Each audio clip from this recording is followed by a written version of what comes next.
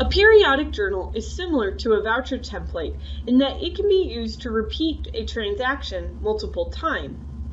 The key difference is that a periodic journal allows multiple vouchers, and there is a setting to determine the frequency each line should be repeated. Additionally, periodic journals can be modified at any time. You can manually create a periodic journal from the periodic journals form, or you can create a new journal and save it as a periodic journal. Additional settings must be configured in the periodic journals form to control the frequency of the journal. Let's create a new periodic journal and then use it. For this example, I'm going to create a periodic journal from an existing general journal.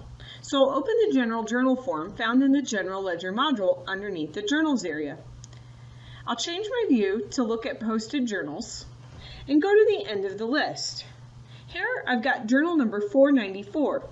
We'll open up the lines. Here you can see there are two different vouchers in this particular journal. I'll use the period journal up at the top of the form to save this as a new periodic journal. On the dialog box, I'll select that I want to create a new journal, so I'll select the period journal name and give it a description.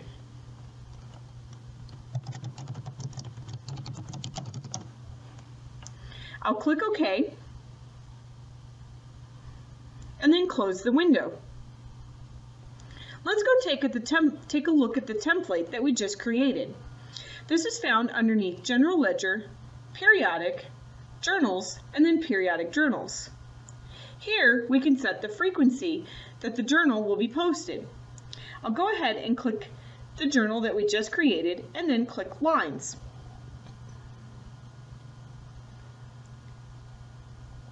Here you can see the date that was entered.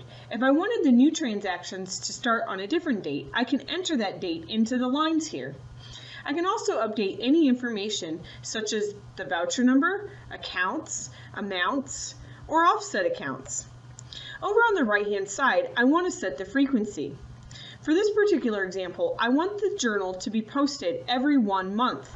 So I'll set the unit to months, and in the number of units, I'll type 1. I'll repeat this for each line in the journal. The easiest way to do this is by typing M into the unit field, pressing Tab, and then typing 1 into the number of units.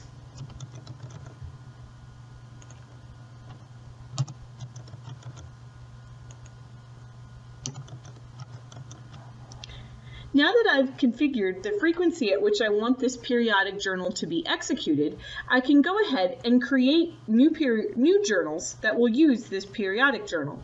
I'll do this back in the general journal form. I'll click the new icon to create a new journal. I'll select the journal name and then click Lines.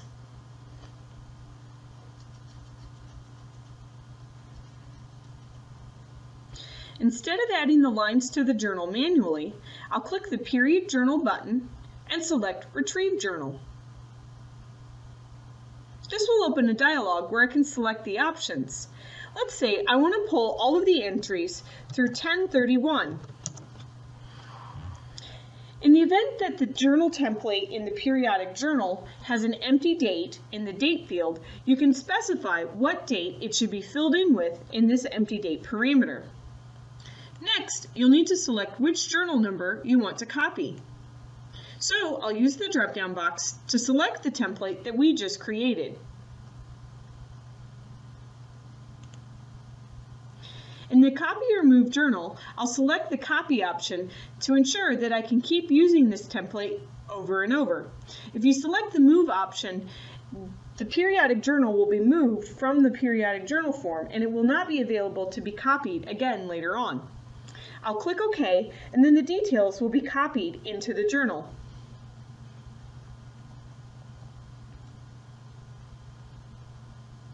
Here you can see that the system created the entry twice. The first entry is for the current month, and the second entry is for next month. If I were to run the process again through November, a third entry would be created. I can update any information in this journal and then post it.